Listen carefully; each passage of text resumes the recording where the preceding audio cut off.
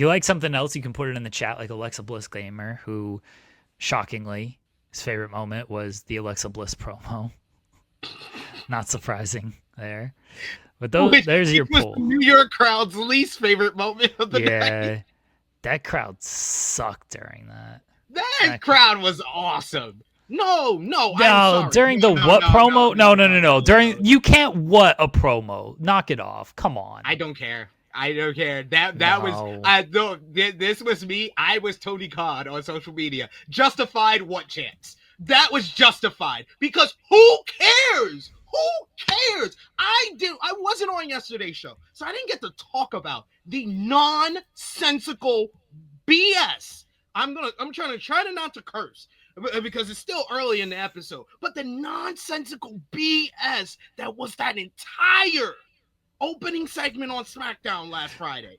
Yeah. Oh my God. There was no type of logic used in Charlotte Flair saying, I don't want to be on the War Games team because, Rhea, I don't trust you. I don't.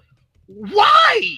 That does not make any sense. The only history that you and Rhea have is you, who was a main roster star, multi-time world champion, went down to NXT and beat her when she was too young to even defend herself. She was in elementary school, and you slapped her around during a pandemic so nobody was around to see it and report it. You beat up the child, took her title, made her cry, and lose confidence for a year. Then she eventually gains confidence, becomes this whole new character, beats you at WrestleMania fair and square, and that's it. There's no betrayal. There's nothing that should dictate, oh, I don't trust you now, or, oh, this rivalry has been too blood feud. We've been in Hell in a Cell, and it's gotten too personal. Nothing to justify Charlotte Flair saying, I don't want to be in War Games. So, yes, I do not blame a New York City crowd with me. If I was in that building in Madison Square Garden, I'm sorry. I'm acting like it's 2001. Sue me. I'm saying what to this BS too. Sure, Alexa Bliss started off the promo with, I've had a rough weekend. Oh, I don't care. I don't care. What the hell? Yo, I would be like, this would be like the Apollo, and I would get that goddamn hook, and I would pull her off the goddamn stage as soon as she started the goddamn promo like that. Oh my God. And then, oh my, Charlotte Flair won't answer any of my calls, and we're supposed to be best friends, and everything we've been through, it's just so, oh my God, it's so bad, we can't text each other, and you're like my best friend, so why won't you do War Games with, I don't care, what?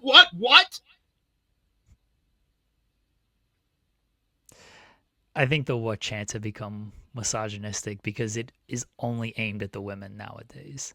And that's my issue with them. Just leave them be. Don't make any noise. Boo.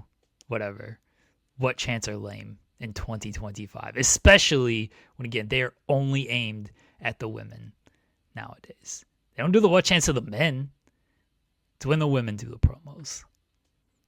And when you keep doing that, it's not a great look.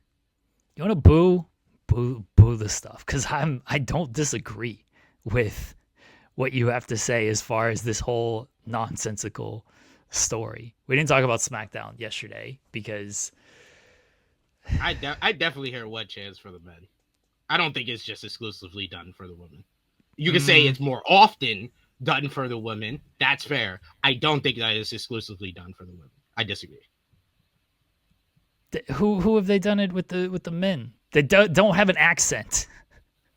No, we can't move the goalposts. They have done it. They do it often. If you have an accent, if you're a man, female, doesn't matter. They do it often. This is the one or two times. It's not just done on every woman segment. And some women know how to. It's not done on every woman segment, but it's like a Becky Lynch. She knows how to overcome the what chant. With Nikki Bella, they kept her at least short, so she didn't get an overwhelming what chant. Yeah, you've named two women, by the way. But this was long, boring, and no one cared. This is a justified what chant.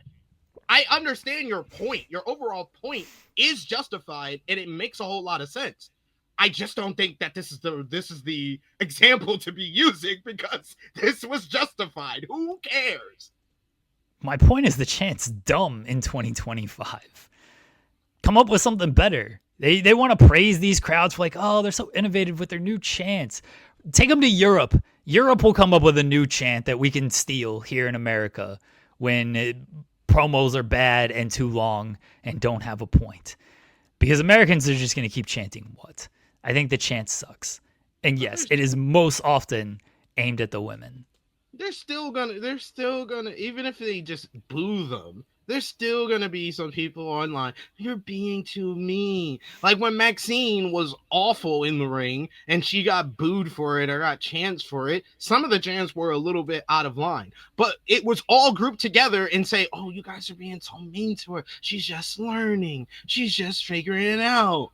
And now you got this goddamn company rewarding her for going from awful to green. Oh my God. What are we doing? And I actually like last night's episode. But between the Alexa Bliss promo, the Nikki Bella promo, and Maxine Dupree winning the Women's Intercontinental Championship, I have my issues. Cyclops better than Wolverine. Hey, SP3, why do you hate Nikki Bella? And all women, apparently. Alexa promo, Nikki Bella segment, Maxine winning the title. You guys have to ask yourself, why does WWE hate the women? Because you have to ask yourself that. Why does WWE hate the women? Why didn't WWE just let Nikki Bella come out there and attack Stephanie McMahon and not cut a promo?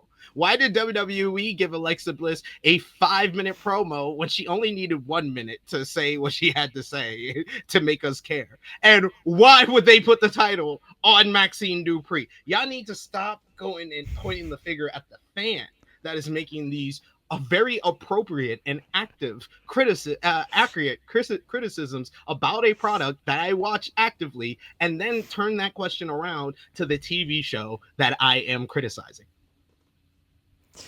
I like Louis' suggestion of chanting "wrap it up." That's a good chant. I would respect a "wrap it up" chant. Wrap it up. Wrap it up. What was the crowd? I think it was like a sports game or whatever, but they would like turn their backs on it. That's good. We did that in Hammerstein Ballroom for Batista and Big Show back in 2006. And I was that in the back. Second row. And bring back just turning your back on this stuff. We'll start an AEW chant. All right, I can get behind that. AEW, AEW, Just like the what chant sucks. Alexa, I will give Alexa an A for effort. She did try to turn around the what chant, where she was like, "I'll tell you what." Yeah. No one cared. No one cared. No. I just think the chant sucks. I think most chants suck nowadays, though.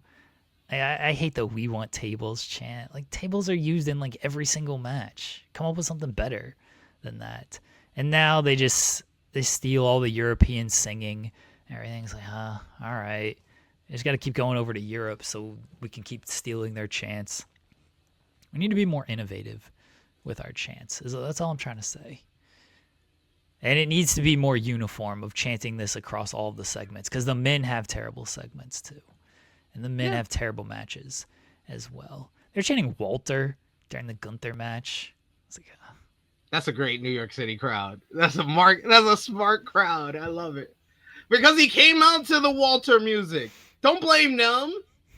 Look at y'all. Look at me defending New York City, man. This is the most. The New Yorker defends New York. Wow. I know, right? There's plenty more over on Fightful Overbooked. Click that subscribe button. Tap that bell. Get your notifications. And while you're at it, like the videos. Interact with them. Say some stuff. We want to hear from you. While you're at it, join us every Monday through Friday, 10 a.m. Eastern, live for In the Weeds. You might like it.